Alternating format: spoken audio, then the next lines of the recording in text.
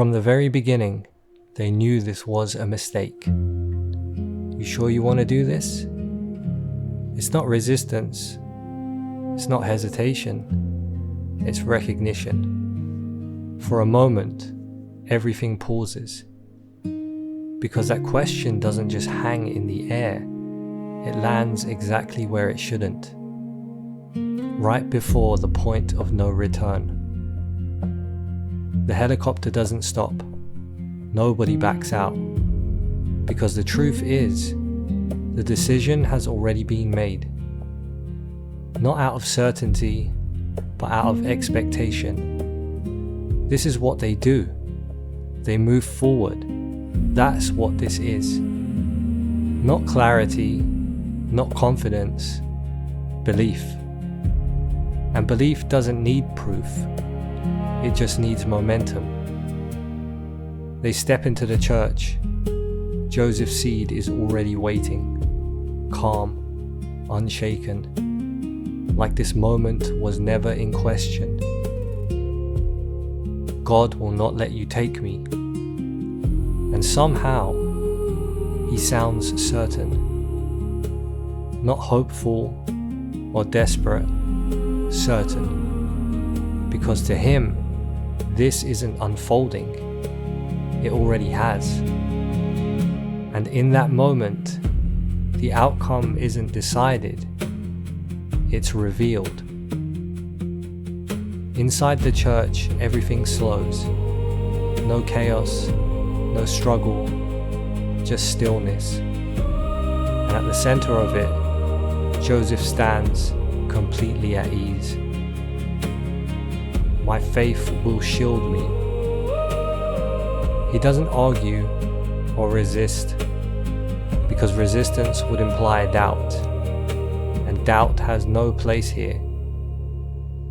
But what's easy to miss is that he isn't the only one operating on faith.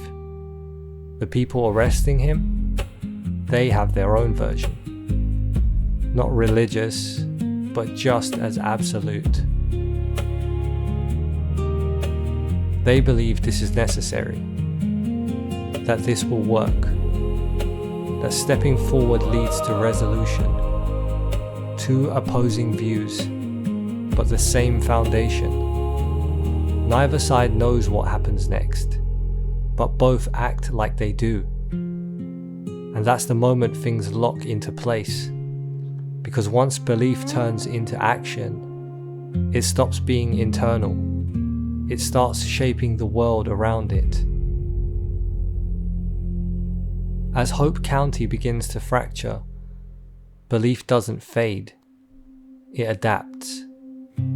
Each member of the family offers a different way to cope with what feels unavoidable.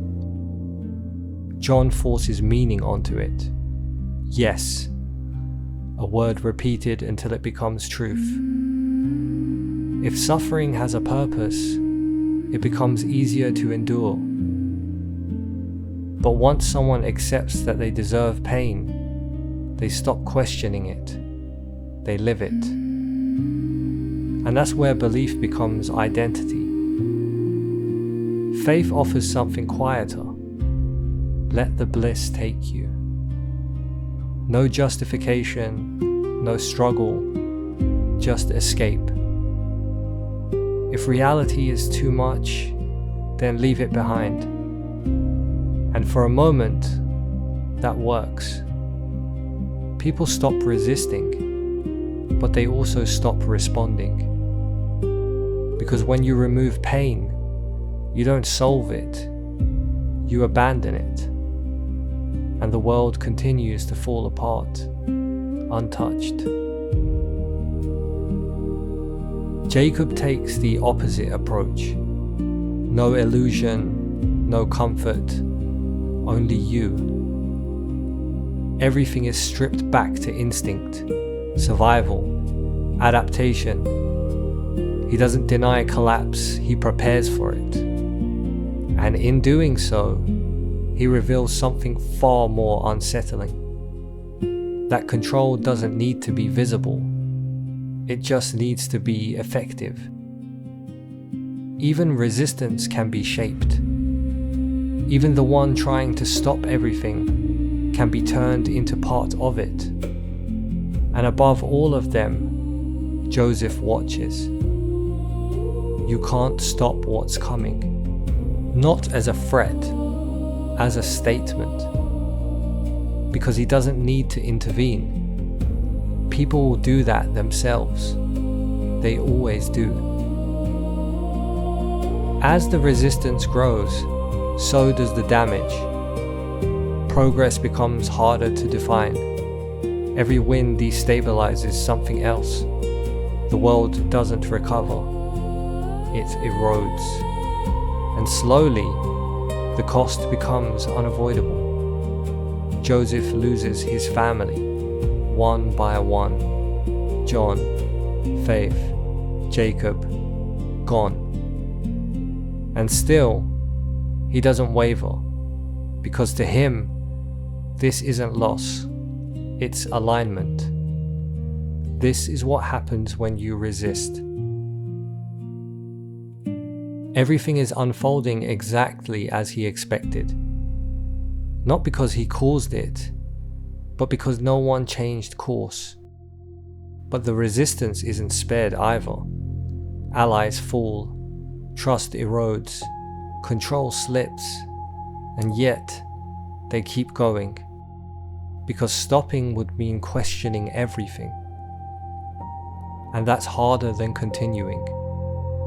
So they escalate, push further, break more, and in doing so, they reinforce the very thing they're trying to prevent. Same events, different interpretations, same result. No one adapts, no one steps back, they commit. By the end, there's nothing left to hold on to. No control, no resolution, no victory. Just an outcome that feels inevitable. But it wasn't always. That's the truth. It didn't have to end this way. It became this way. Not because it couldn't be stopped, but because no one allowed it to stop. Not at the beginning, not at the warning, not even when everything started to unravel. Because belief doesn't collapse under pressure. It reinforces itself. It sharpens. It demands to be proven right. Joseph never let go, even when everything he built disappeared. The player never let go, even when it was clear things weren't improving. And that's where the tragedy lies. Not in what they believed, but in their inability to step away from it. And it's not something that only exists here. It's not just a story about a place, or a cult, or a collapse. It's something far more familiar. It's the argument you keep having even when you already know how it ends. It's staying in something that's clearly falling apart, because walking away would mean accepting that it failed. It's doubling down on a decision, not because it's working, but because you've already committed too much to it. And the more it costs, the harder it becomes to stop. Because at that point, it's no longer about being right, it's about not being wrong. And sometimes, that matters more than anything else. And that's what makes this story land the way it does. Because by the time everything falls apart, it doesn't feel sudden, it feels earned. Not because it had to happen, but because no one ever stepped away from it. Because sometimes, knowing isn't enough. And sometimes, the act of trying to stop something is exactly what ensures it happens. Far Cry 5 isn't about prophecy coming true. It's about people recognizing the warning and choosing to ignore it. In the end, it wasn't prophecy that doomed them. It was the inability to let go.